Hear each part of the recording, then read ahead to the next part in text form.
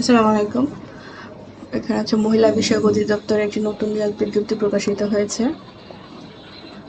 তো এখানে অনেকগুলো পদ দেখা যাচ্ছে, তো বিস্তারিত বলে দিচ্ছি। মহিলা বিষয়ক অধিদপ্তরের রাজস্ব খাতভুক্ত নিম্নবর্ণিত পদসমূহের সরাসরি সম্পূর্ণ অস্থায়ী ভিত্তিতে জনবল নিয়োগের লক্ষ্যে পদের পার্শ্বে বর্ণিত শর্তে প্রকৃত বাংলাদেশী নাগরিকদের নিকট হতে অনলাইনের মাধ্যমে আবেদন আহ্বান করা যাচ্ছে। অনলাইন ব্যতীত অন্য কোনো মাধ্যমে প্রেরিত আবেদন গ্রহণ করা হবে না। এটা হচ্ছে অস্থায়ী। তো ১ নম্বর হচ্ছে পদের নাম, গ্রেড, বেতন স্কেল জাতীয় বেতন স্কেল ২০১৫ অনুযায়ী, পদের সংখ্যা, শিক্ষাগত যোগ্যতা, অভিজ্ঞতা। ১ নম্বর হচ্ছে ষাটলিপিকার কাম কম্পিউটার অপারেটর ২টি, ১৩তম গ্রেড, বেতন ১১,০০০ টাকা থেকে ২৬,৫৯০ টাকা।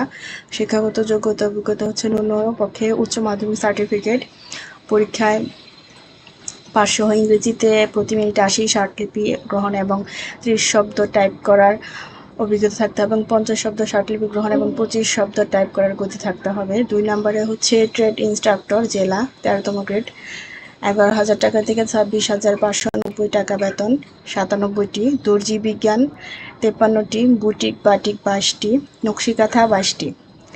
সরকার কর্তৃক অনুমোদিত কোনো প্রতিষ্ঠান হইতে সংশ্লিষ্ট ট্রেড কর্তৃপক্ষের ডিপ্লোমা এবং যে ট্রেডের ডিপ্লোমা কোর্স চালু হয় নাই সেই সব ক্ষেত্রে অন্যপক্ষে ২০ বছর অভিজ্ঞতা সনদপত্র। মহিলা প্রার্থীদের অগ্রাধিকার ১০ বছরের অভিজ্ঞতা মহিলা প্রার্থীদের অগ্রাধিকার দেওয়া হবে।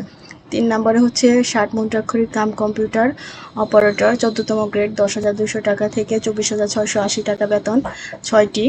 ন্যূনপক্ষে উচ্চ মাধ্যমিক সার্টিফিকেট, পরীক্ষায় পাস সহ ইংরেজিতে প্রতি মিনিটে ৭০ ষাটলিপি গ্রহণ এবং ৮০ টাইপ করতে হবে, আর প্রতি মিনিট ৪৫ শব্দ ষাটলিপি গ্রহণ এবং ২৫ শব্দ টাইপ করার গতি থাকতে হবে।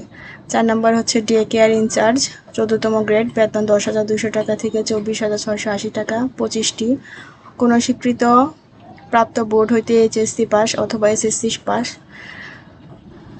শিশুর কর্মসূচি এবং নার্সিংয়ে অভিজ্ঞতা সম্পন্ন প্রার্থীদের অগ্রাধিকার দেওয়া হবে, কেবলমাত্র মহিলা প্রার্থীদের বিবেচনা করা হবে।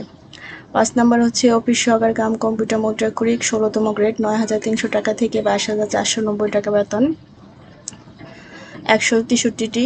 ন্যূনপক্ষে উচ্চ মাধ্যমিক সার্টিফিকেট, পরীক্ষায় উত্তীর্ণ এবং প্রতি মিনিটে ইংরেজি ২৮ শব্দ এবং বাংলায় ২০ শব্দ টাইপ করার গতি থাকতে হবে। ৬ নম্বর হচ্ছে অফিস সহায়ক, ২০তম গ্রেড, বেতন ৮,২৫০ টাকা থেকে ২০,০১০ টাকা, ৪৩৮টি।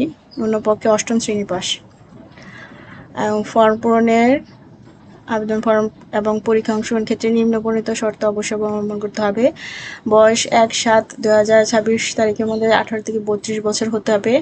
ট্রেড ইনস্ট্রাক্টর জেলা এর ক্ষেত্রে সর্বোচ্চ ৩৫ বছর। বয়স প্রমাণের জন্য কোনো এফিডেভিট গ্রহণযোগ্য না।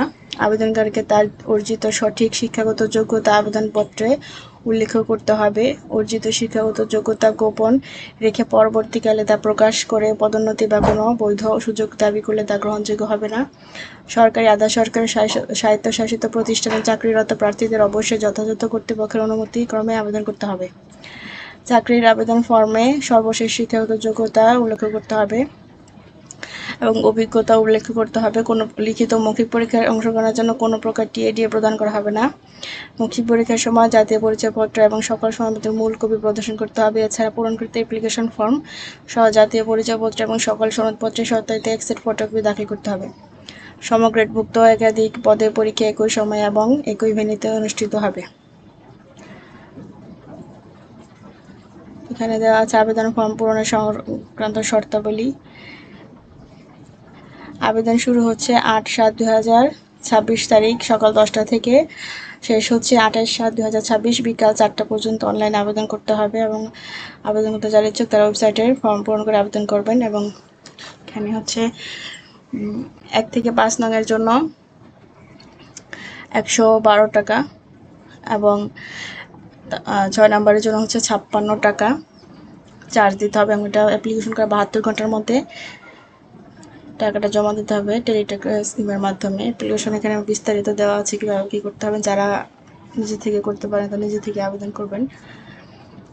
প্রার্থীর যোগ্যতা যাচাই, প্রার্থী কর্তৃক প্রদত্ত কোনো তথ্য বা দাখিলকৃত কাগজপত্র জাল বা মিথ্যা প্রমাণিত হলে কিংবা পরীক্ষায় নকল ধরা পড়লে প্রার্থী বাতিল করা হবে এবং তার বিরুদ্ধে যথাযথ আইনগত ব্যবস্থা গ্রহণ করা হবে। প্রার্থীর সকল শিক্ষাগত যোগ্যতা সনদপত্র প্রযোজ্য ক্ষেত্রে অভিজ্ঞতা সনদপত্র। প্রার্থী যে ইউনিয়ন, পৌরসভা, সিটি কর্পোরেশন, ক্যান্টনমেন্ট বোর্ডের বাসিন্দা সেই ইউনিয়ন পরিষদের সনদপত্র লাগবে। কোটা দাবির অসমর্থন সর্বশেষ নীতিমালা অনুযায়ী কোটার সনদপত্র, তারপর অনলাইনে পূরণকৃত আবেদন কপি, শেষ ও তারিখ সময়ের জন্য অপেক্ষা না করে হাতে যথেষ্ট সময় নিয়ে অনলাইনে আবেদন করার জন্য আহ্বান করা যাচ্ছে। ধন্যবাদ। চ্যানেলটা সাবস্ক্রাইব করে দিবেন।